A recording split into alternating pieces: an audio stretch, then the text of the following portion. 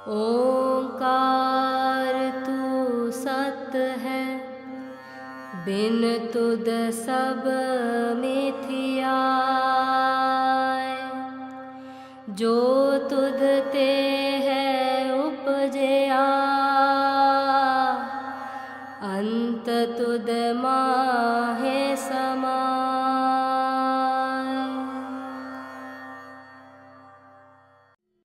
सतोंकार। बाबा जी, एक सवाल था। आज जीवन में बहुत ज़्यादा तामसिकता क्यों बढ़ गई है? सतोंकार। तामसिकता क्यों बढ़ी है? कारण कि जीवों ने, मनुष्यों ने उसी चीज़ की मांग की।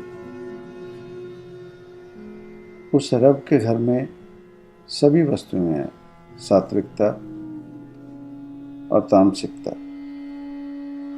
पर ये सात्विकता क्यों नहीं आज के समय में सरवाइव कर रही? तामसिकता क्यों बढ़ गई? क्योंकि हमारी मांग ही यही थी।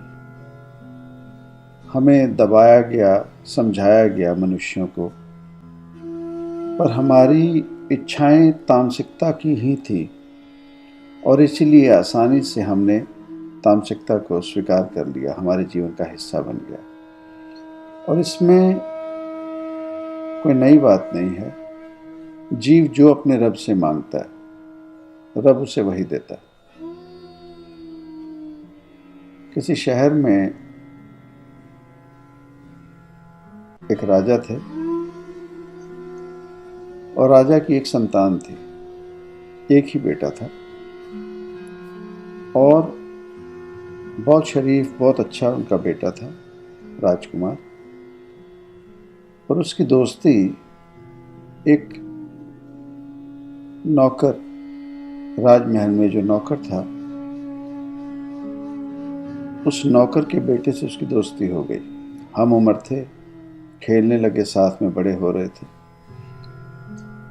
तो जब राजा को पता लगा कि उनका बेटा जो है वो नौकर के बेटे के साथ दोस्ती बढ़ा रहा है या बहुत गहरी दोस्ती है उनकी, तो राजा को फिक्र हुआ और उसने अपने राजकुमार को समझाया कि आप उससे दोस्ती ना रखें। पर वो दोस्ती इतनी गहरी थी कि राजकुमार माना नहीं और वो उल्लंघन करने लगा अपने पिता का, महाराजा का। तो पिता ने हुक्म दिया कि वो जो नौकर था उसका बेटा उस राज में नहीं रह सकता और उसे देश निकाला का हुक्म दे दिया। अब जैसे ही राजकुमार को पता चला कि उसका दोस्त को देश निकाला दे दिया गया है, तो वो भी उसके साथ अपना राजमहल छोड़ के, अपने पिता को छोड़ के दोस्ती में इतना विलीन था कि अपने मित्र के साथ चला गया। अब वो चले जा रहे हैं और किसी और शहर, गांव या किसी देश में पहुंचे तो वहां जो राजा था वो राजा शरीर छोड़ गया।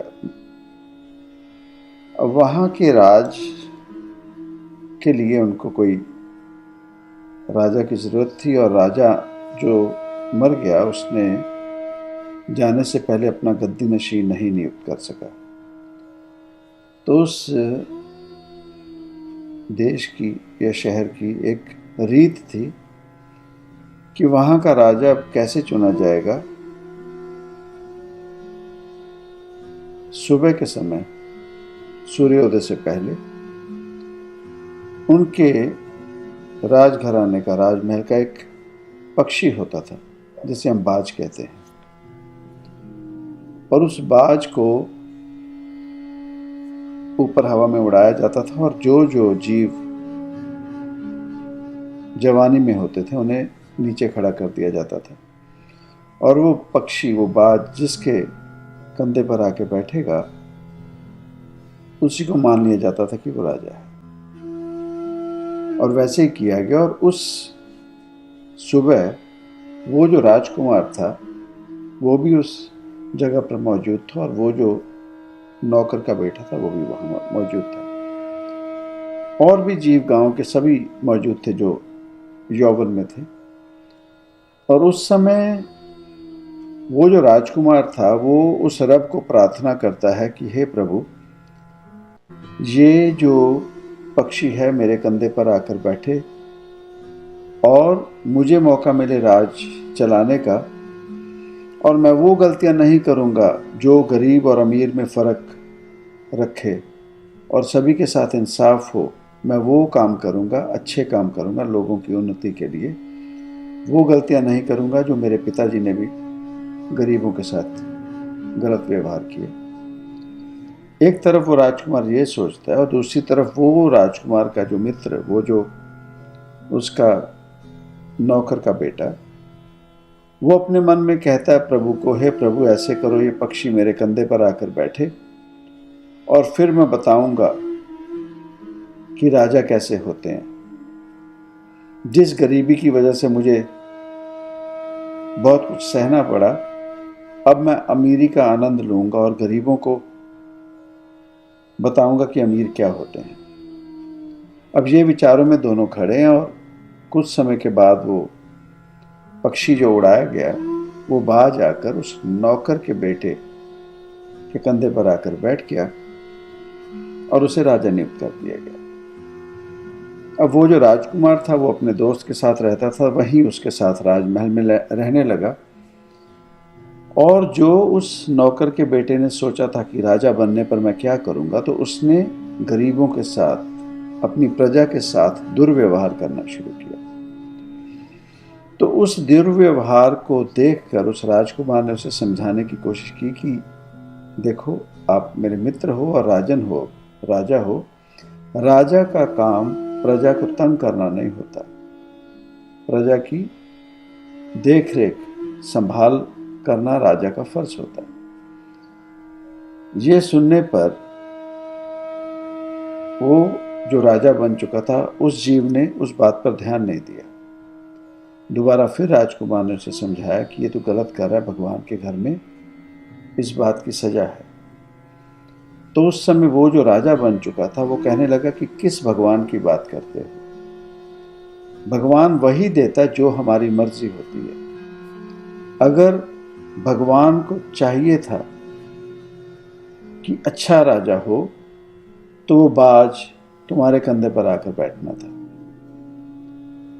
मेरे कंधे पर इसलिए आकर बैठा क्योंकि जीवों को जो जरूरत है भगवान वही देता है, और जीवों को मेरे जैसा राजा ही चाहिए था। इस समय में मौजूदा मेरे जैसा राजा ही हो जो प्रजा की भलाई ना सोचे।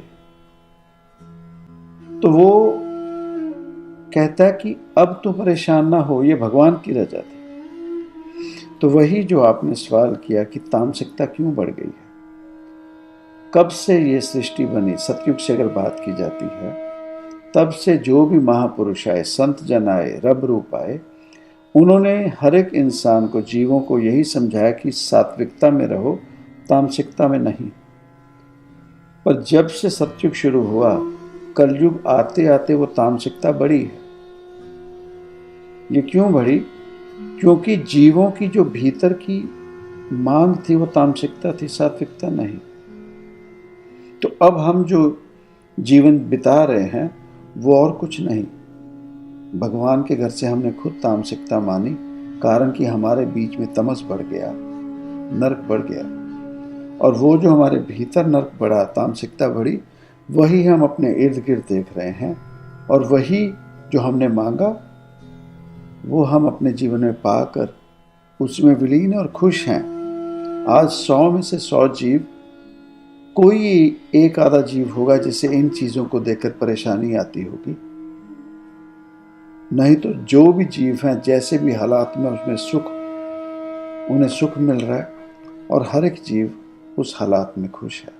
सो इसमें हम किसी भगवान को शिकायत नहीं कर सकते। भगवान ने सात्विकता भी दी और तामसिकता भी, ये हमारी चॉइस थी। हमने अपने जीवन में तामसिकता चुनी और वही हम अपना जीवन बिताए। सतयुग।